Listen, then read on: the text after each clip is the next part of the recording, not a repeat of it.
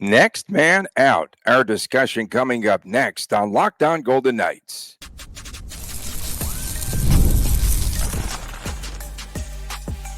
You're Locked On Golden Knights, your daily podcast on the Vegas Golden Knights, part of the Locked On Podcast Network.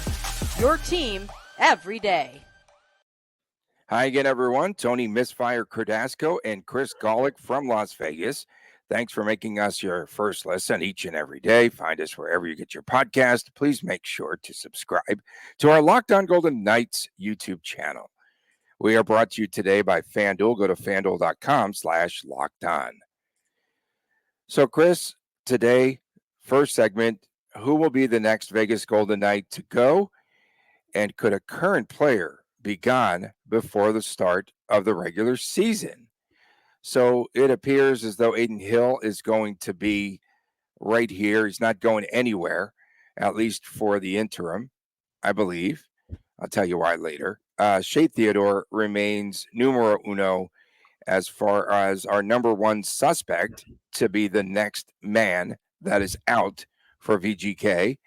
What about Brett Howden? I thought Zach Whitecloud might be gone by now. And there's been some late chatter about Brayden McNabb and about getting rid of his contract to create some salary space. Brayden McNabb, of all the upcoming free agents, we'll hit that a little bit harder, obviously, in the second segment, but I think McNabb has a very reasonable value heading into the twilight of his career, if you will, and maybe that's a bad way to put it, but it's the right way to put it. No, I mean, so McNabb, sure, he'd bring a lot of value elsewhere, but I mean, McNabb did so much right last year. He was our unsung hero of the season, and everyone else's unsung hero of the season after that, after our stuff all hits. So, that's one thing to point out there. For me, Shea Theodore, I think, is certainly the chalk right now. It also depends on what the deal is that's coming up. When I say deal, I mean a possible trade, right? Theodore, it's going to be expensive next year. He's going to be expensive next year. We're not going to let the cat out of the bag, but he's going to be expensive next year. We know that much. And with what his projection is right now, they're projecting him to be a really good defenseman, and he is a good defenseman. But maybe what he might get compensated is a little more than maybe what his actual output is worth. So Theodore's stock might have just gone up by a simple report that came out that could be a piece for the Golden Knights. There's still some scuttlebutt. Trevor Zegras is being dangled out there. Mitch Marner, I think, is all but cooked, but you never know if the Golden Knights will try something like that. But regardless of the path, whether it's in the offseason or when the season starts, I think Shea Theodore is the first target. I wonder why the value of Zegras has gone down so much, apparently. Yes, he's not happy going into the contract year in Anaheim. But what are your thoughts, and where would he fit in with the Vegas Golden Knights? We're talking about Zegras. Zegras, first of all, before where he might fit in. So he's got a flair, right? He's a Vegas guy. Like he looks like a Vegas guy, someone that would just have a great time under the Vegas lights, entertaining and not being a podcaster, but he'd be a great entertainer, hopefully as good of a hockey player. 31 games last season, a lot of injury issues, played 81 games the season before, 61 and 65 points in 75 and 81 games. And then last season, only 15 points in 31 games. So he was pacing for 40 points. So Zegras does a lot of cool things on the ice. He's very good with the puck. Does the lacrosse and the Michigan goals and the assist from behind the net. Like, he's got a great highlight package. Is his potential limited right now in Anaheim, although they got such a great crop of rookies coming up right now? Or if you put him along a Jack Eichel, is he a 40-goal scorer with a flair for the dramatic? Okay, without looking at Cap Friendly, since it's gone this morning, it's absolutely gone. Rest in peace, so Cap Friendly. So sad. So sad. So I was going to say, without looking at Cap Friendly, how much is Zegras' value now? What his contract is right now? Mm-hmm. I think he's 5'6", right? Yeah, 5'6", 5'2". Yeah. And he wants an extension, wants more money. Of course. and maybe he'll earn it. And listen, I mean, I think if he were to get out of Anaheim and go to Bridge let's say deal, bigger maybe. market team, because Anaheim does really well as far as that side, but a team that could compete for a playoff run and possible Stanley Cup run. Vegas is still in that conversation as much as we've both been dogging them, but Vegas is still in that conversation. And having a player like Trevor Zegras who could, scrape the floor, scrape the ceiling of his potential in a year with a Jack Eichel or a Hurdle, or who knows where he would come in the Vegas lineup, would definitely help his value. And it's almost like taking a bridge deal without signing a Yeah, new contract. that's what I was asking. Yeah, if he would sign a 1-year deal, and that perhaps could still happen. I know the Rangers are a serious contender for his services as Heard well. about that. Yep. Yeah, VGK still has to make another deal, correct? They still have to make at least one total over under 1.5 more deals. How would you go? Have to. I don't know if that's the way. I mean, it depends. What's the plan? And maybe this is There a was no parking lot plan. There was segment. no plan. Fine, but now there is a plan. Maybe there wasn't a plan. It wasn't expected that everyone was walking in free agency in the March or so situation. Egos, whatever you want to put it on both sides. On both sides, let's be clear. On both sides, But there was when I egos say there was clashing. no plan, I meant yes, they understood the players that we thought would leave are gone. Okay, all of our chalk picks are all gone, including Marshall. Amadio So was maybe the only one I thought they might have tried, but even that ship sailed a month before free agency started. right, without a plan, meaning to me at least that they didn't know who they were going to go after, and they probably went after a lot of the bigger names, but they failed because they didn't have cap space, or for one reason or another. And again, we might be Stamkos had a hearing. bidding war. Stamkos had a bidding war, which I thought was going to happen too. Okay, where did VGK get off on the Stamkos bidding war? Where do you think they said, okay, that's it, we're done? 5 to 6 million, somewhere in that neighborhood in Okay. a short term. Well, there's two big issues here. Number one, I think now bad perception with the free agents leaving because there was a lot of shenanigans and lying here, let's face it, by the front office. Number one. Number two, more so than we have in the past, we are hearing about players that are based in the East, not one, especially the ones that are the veterans or in the twilight of their career. They don't want to travel anymore.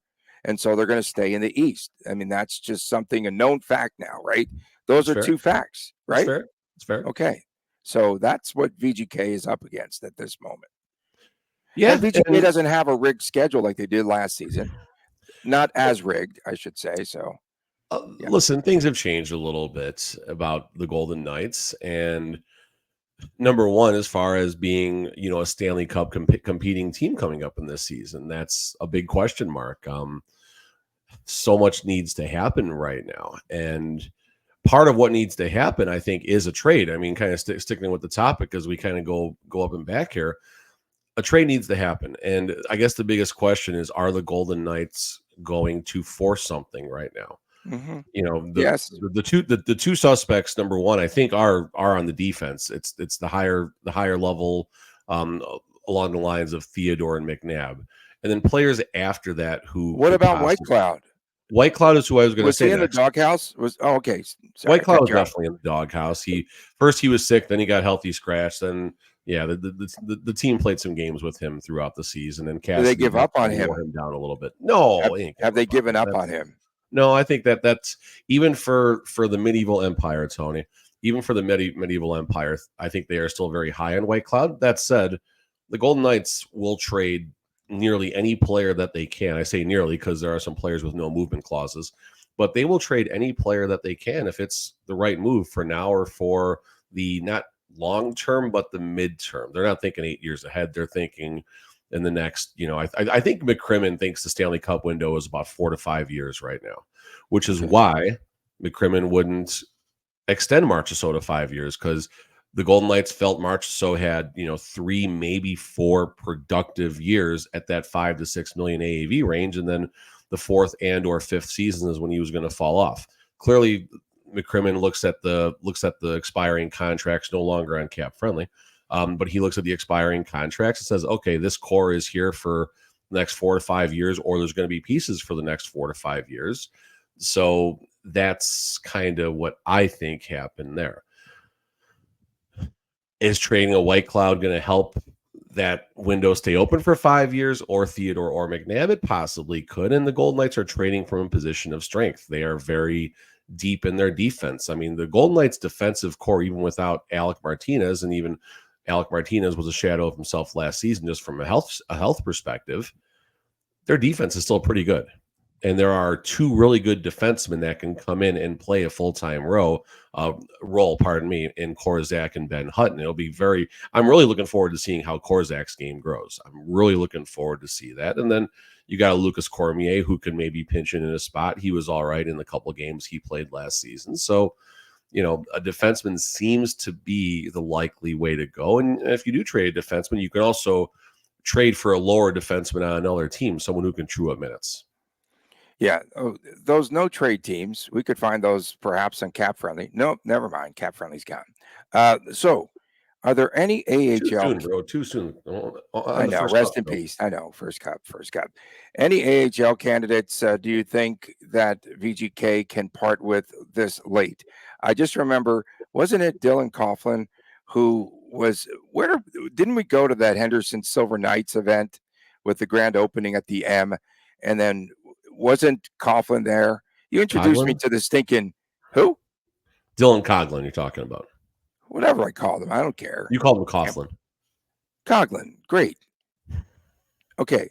He's been traded for future considerations twice, so that shows where he ranks. So will they trade? Okay, like Coughlin. I'm not there yet. I'm getting there. I went to the country bar last night. So do you think that there could be an AHL VGK player from the Silver Knights that would be included in the package, or perhaps on the block right now? Yeah, Brennan Brisson. No. I was going to say.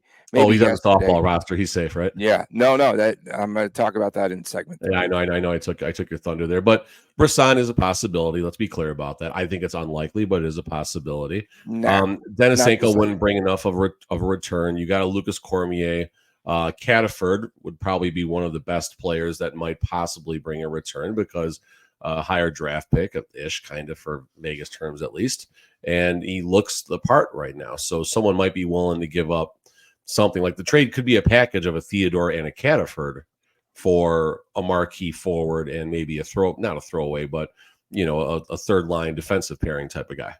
Okay, so the topic for the first segment was next man out. So rank them. Number 1, Theodore still with a bullet. Moving up with a bullet now, I think McNabb. I'm still thinking Zach Whitecloud. That's it. Yep. Really fast for the first segment. Eric Kisselis, I hope I said your name correctly, on YouTube actually suggested talking about Shea Theodore and what might happen in potential trade targets. So I sent a message on YouTube. Hopefully Eric's watching this morning. So Eric, this is kind of your segment here, I guess, in a way. But yeah, our top 3, we said what? Whitecloud. I'm sorry, not Whitecloud. Whitecloud's 3rd, McNabb 2nd, Theodore 1st. Theodore 1. Oh, wow. Reverse fashion. I like that. I'm going Theodore number 1. I don't think McNabb brings enough. And McNabb's salary cap hit is $2 million less, I think, approximately. I'm cap friendly as of yesterday. Okay. Well, then it's gone. There's no more cap friendly.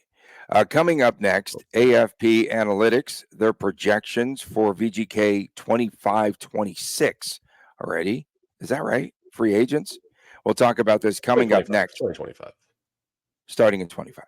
We'll talk about this next right here on this edition of Locked On Golden Knights. Stay with. Passion, drive, and patience. What brings home the winning trophy is also what keeps your ride or die alive. eBay Motors has everything you need to maintain your vehicle and to level it up to peak performance, from superchargers, roof racks, exhaust kits, LED headlights, and much, much more. Whether you are into speed, power, or style, eBay Motors has got you covered. With over 122 million parts to choose from for your ride or die, you will always find exactly what you need. And don't forget about eBay Guaranteed Fit. Your part is guaranteed to fit your ride every time, or you get your money back, because with eBay Motors, you are burning rubber and not cash. With all the parts you need, all the prices you want, it is easy to turn your car into the MVP and to bring home that win. Keep your ride or die alive at ebaymotors.com. Eligible items only. Exclusions apply. eBay guaranteed fit, only available to U.S. customers. Back on this edition of Locked On Golden Knights, Tony Cardasco and Chris Golick. We come to you from Las Vegas each and every day. We thank you so much for making us your first listen. Thank you. We really do appreciate that. Don't forget on Fridays, it's WTF. On Saturdays, it is the Chris times Chris Jr. show. And that is the YouTube exclusive. You are a jerk. Learn to park. Did you really get that in your car? Was that really put on your car last night? So I am the worst parker. My friends can attest. I'm never between the lines. If I barely make it between the lines, it is a huge victory. And so this is some like life lemonade for you right now, but keep going. Someone once put a note on my car.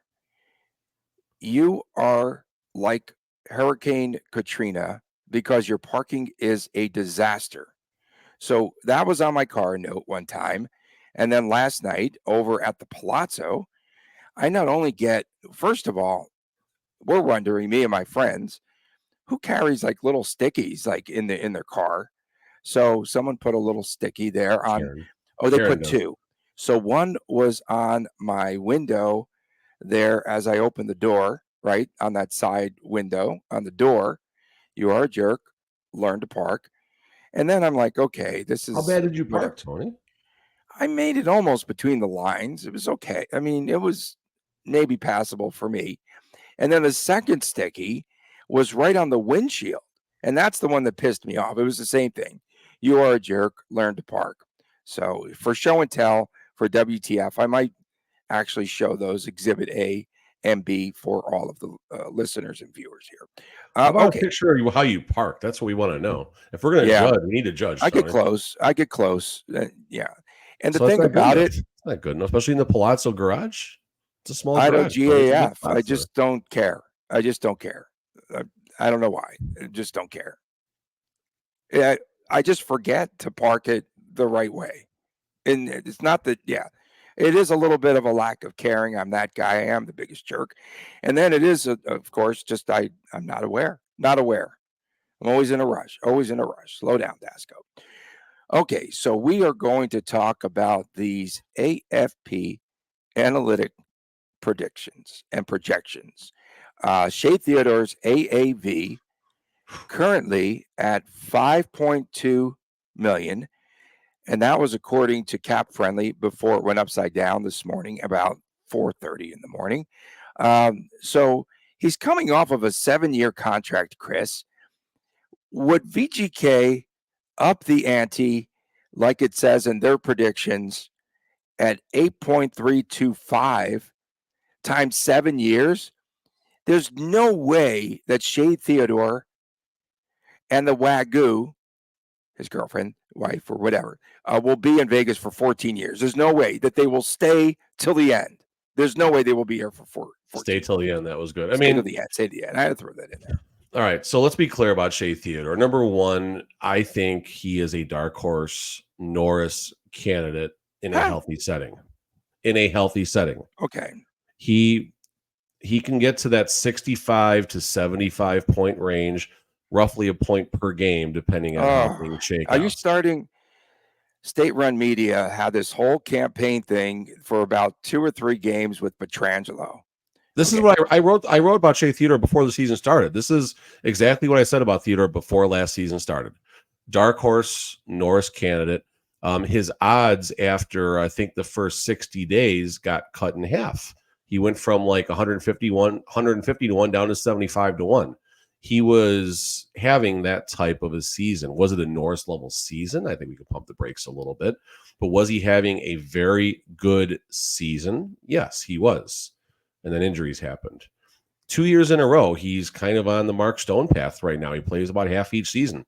He has missed, I think, 74 regular season games in the last 2 seasons. So here comes the VGK faithful to drag me here. Well, he got slew-footed or born-footed or big-footed, whatever happened. It was a weird injury that caused him to miss a bunch of time. I don't care. He got injured. He got injured the year before. I don't care how. He got injured. So the VGK fans here, this is confusing. You have a player in Jonathan Marchessault who has played nearly every single game for the last 3-4 seasons with the Golden Knights. Pretty close. Yes, he's getting older and everything at a significantly lower cap hit, which would have been closer in the $5 million range for the Golden Knights, maybe 5.5, whatever it would have been. March so gone, but Shea Theodore and playing 65% of the regular season games, how could they let this guy go? He's projected, according to AFP Analytics, to come in at the ballpark of 7 at 8.3. So looking here on Puckpedia, gotta get used to the new lingo here. Defensemen in the $7 to $9 million range. Some of these players are definitely a bit overpaid, and that's what's going to happen. But you got Morgan Riley, 72 games, 58 points, coming in at $7.5 million. Jared Spurgeon not a lot last year. Shea Weber is still actually ticking at a $7.8 million on the chart. You got a Brent Burns who that's his projection. His projection for the 25 season for Shea Weber. It's pretty funny if Shea Weber had one. You got Owen Power, a 21-year-old defenseman at 8.3. Jake Sanderson, a young kid, doing really, really well. Now we're getting to the $9 million range. Roman Josi, who is that Norris level defenseman, 85 points. Cale Makar's cap hit is $9 million right now. Pietrangelo, who I value higher than Shea Theodore, is coming in at $8 million. Noah Hannafin, who I value much more than Alex Pietrangelo and Shea Theodore, coming in at what is $7.3 million range. Is that what 7.35? So some of this with Shea Theodore, I think, has to do with the rising cap. We saw players get massively overpaid. So I think part of that is the inflation, that there's going to be another $4 million to work with. So Shea Theodore maybe goes from being a $5.5 to $6 million player to a $7.5, $8 million player. If that's what the argument is, okay. I'm not saying I still agree with that. Golden Knights giving him will number. Not pay him term and that amount of money. Oh, they like their defensemen, Tony. They like giving term to defensemen. And one thing I've been corrected on a lot, I don't know if it's accurate, but a lot of people have said it to me on Twitter in the Jonathan Marchessault news, is that defensemen seem to last longer than forwards when it comes to once you get to that 35 number. So if that's accurate, okay, fine, I get what people are saying. But $8 million Shea Theodore does not. $7 million Shea Theodore makes me uncomfortable. And will he get $8 million somewhere? He might. I mean, if you're looking at what happened, I mean, Chandler Stevenson got $6 million. Yeah, whatever. If we're using that as our measuring stick, then Shea Theodore is worth $8 million. Going into a contract year, whatever VGK wants Shea Theodore to have like a lousy point performance season. They're betting against. They're taking the under on his total points, so they could maybe lowball him again. 28 years old. He was a 7.85. He won the Norris. Like, come on. Like, I don't get it. 28. It'll be 35 if he goes 7 more years. Nah. And then 47 games, 42 points, injury concerns this past season, including the source that told me. Seasons. Okay, but the source told me that there might have been another surgery there in the offseason for Theodore. Perhaps his back. That's what I'm hearing on the streets. And that's not confirmed. Okay. I want to talk. Let's move on because we're never going to finish the show. If I could, there's more players to talk about. Sure, these are. I'll talk about other stickies I have here from the sticky pad. No, Adin Hill.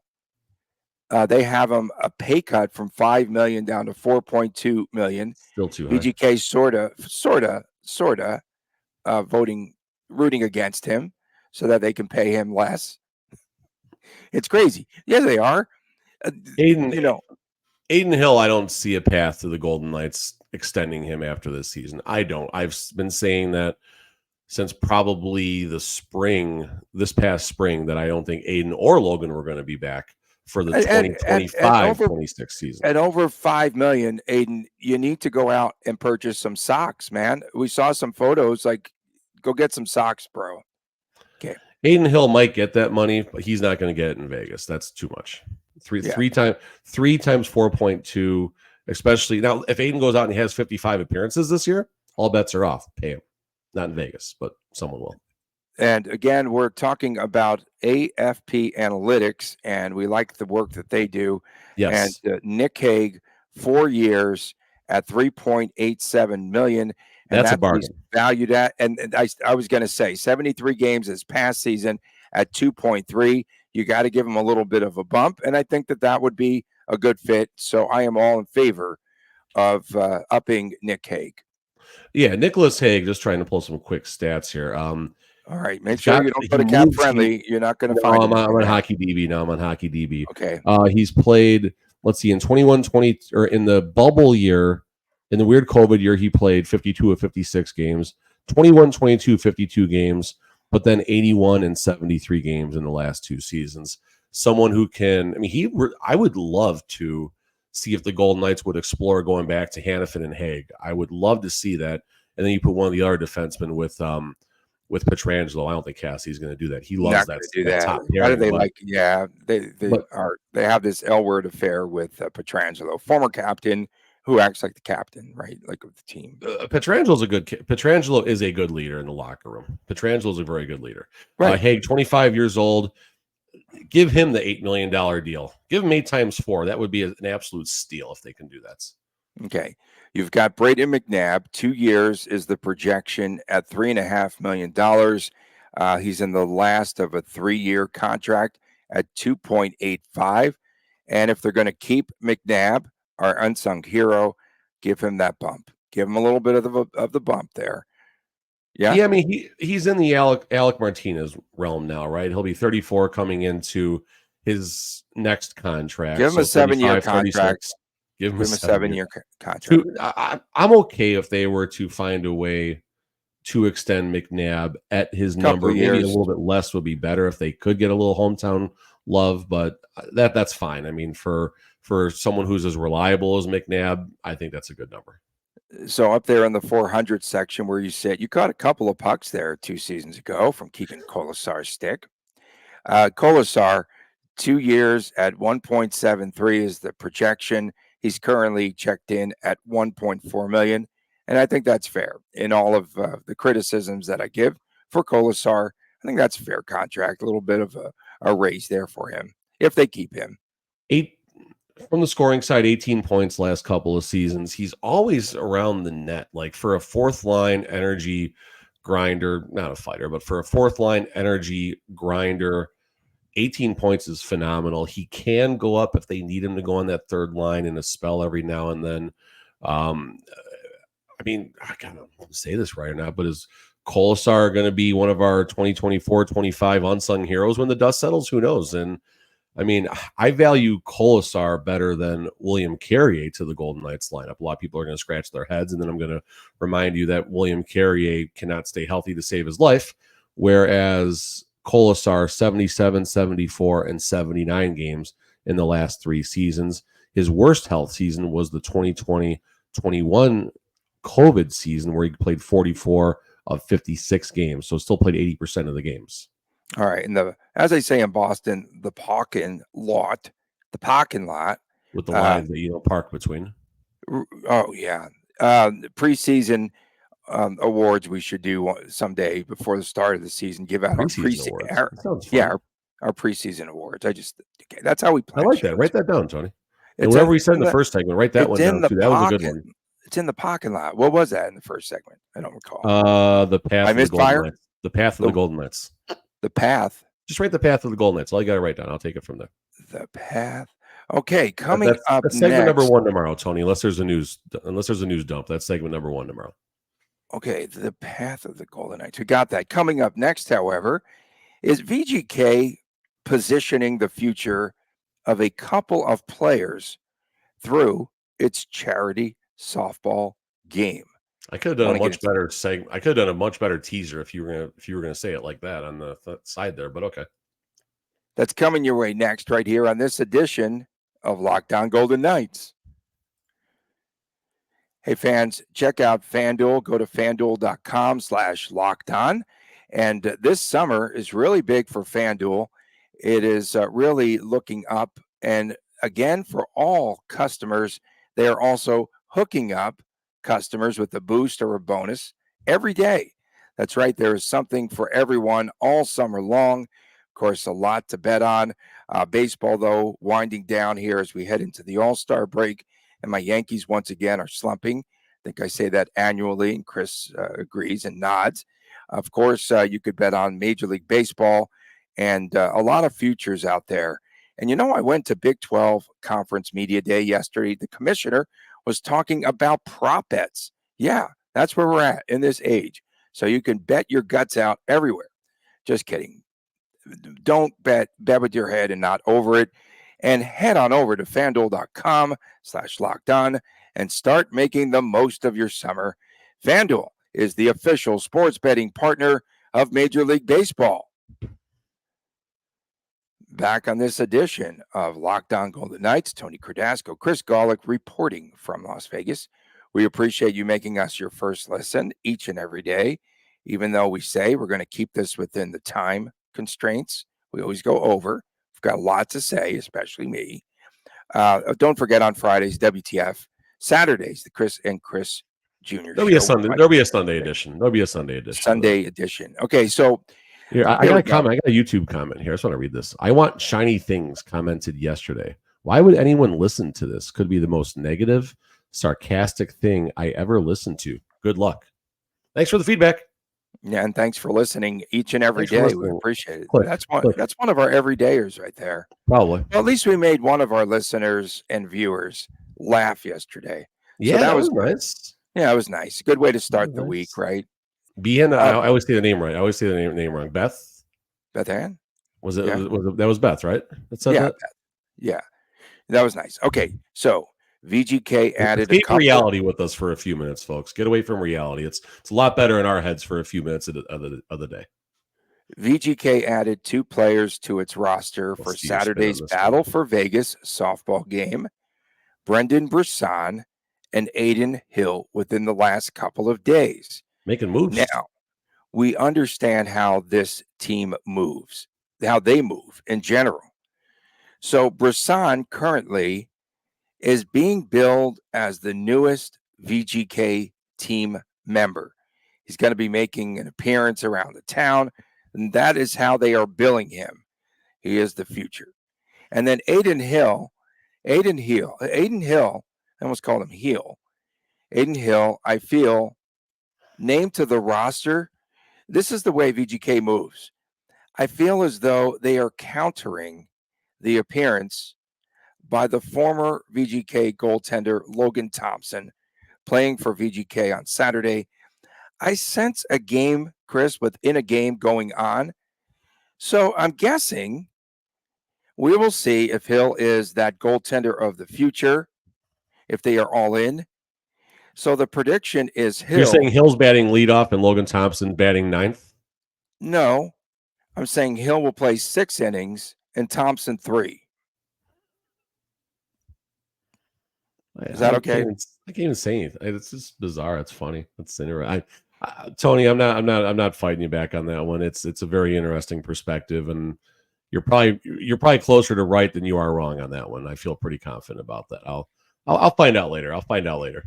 Yeah, people say we're negative, but we were negative, and then Marchessault's gone. Okay, we were negative by telling the truth and what we had heard and everything else that was going on behind the scenes.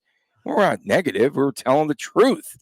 So reality sucks sometimes, folks, but it needs to be acknowledged. I can't be that PR flack. I can't do it, man. At any cost. Oh, you're a flag, all right. You get plenty of flags. You get plenty of flags. Okay. So what are your thoughts now about Brisson, Adin Hill? Do you think that could be a counter move by the Golden Knights because Thompson will be out there getting all the accolades on his way out? He'll get the louder ovation. Logan Thompson will get the louder ovation. Thompson should play more innings. Yeah, no. He might ask for a trade in the first inning. I would ask for a trade to the Raiders. I would do that. I'd request a trade. Maybe they're going to move me because I think the rosters are unbalanced. Maybe they're going to move Thompson to the Raiders side now. I mean, listen, it's sports work interesting. The Golden Knights have their ways of doing things, and we're probably overthinking this a little bit. Maybe we're not. We're not. We know how this goes. And honest to God, Tony, wouldn't surprise me if they found out Adin was in town, pick up the phone, and be like, dude, you got to do this. Tell the dude to wear socks. Tell him to wear socks. There was a And photo. I'm circulating curious, like yesterday with no last year socks. we were asking Stanley Cup questions in the off season and all these positive and questions and stuff. And this year it's going to be different because we will get to interview most of the players that are there and get a couple questions in and be curious to see, what the response is. Marchessault's name will probably come up with every single interview and curious how that gets. And Logan's name should come up with every interview as well. And yeah, it's gonna be a fun day. It's gonna be a fun day. It'll be fun being out there talking to some of the players and hanging out. And yeah, This is a PR event on the annual for the Vegas Golden Knights and its foundation. And this year, maybe the timing was off. I'm surprised that they even announced that the softball game was happening and they gave us a little bit of a runway. They should have just announced it the day before. jeez. Charity event, Tony. Be nice. Charity I event. know. No, I'm just kidding. Okay. We appreciate everyone tuning in. We are way over the time limit here. Tomorrow, too. In the season, we can keep these at 28, 30 minutes, no questions asked. And off season, 40-minute shows, 38-minute shows. Like, I don't get it, but I whatever. don't get it. We have to start Tomorrow we recording can at also talk. 5:30 in the morning pretty soon. We can also talk about the rookie face-off, which I've heard about, but VGK has That's not in announced. September. That's fine. That's in the parking lot too, because That's actually a really we know cool who's event. playing. That's a really cool event. We know who's playing. It's not going to be here. That's the teaser. It won't be in Vegas. Really? We appreciate everyone. Yeah, we appreciate everyone. Unfortunately. You got to tease folks there so they come back, even the negative ones. I'm not We coming back. appreciate everyone tuning in. Thank you so much. Please park between the lines today if you are parking your car somewhere around the city. Make sure, too, that you check it out on Fridays and give your comments with WTF. There's a lot of opinions out there. Thank you so much, especially to the everydayers. And, of course, on Sunday this week, we'll have the exclusive Chris and Chris Jr. show, and that's on the YouTube channel. Please subscribe there. From a That'll man, be Chris Sunday morning, Golick, definitely. easy like Sunday morning. From a man, Chris Golick, I'm Tony Cardasco from Las Vegas, and we'll see you again tomorrow. Stay cool, stay hydrated, folks. We'll see you tomorrow right here on Locked On Golden Knights, and please take care. Please.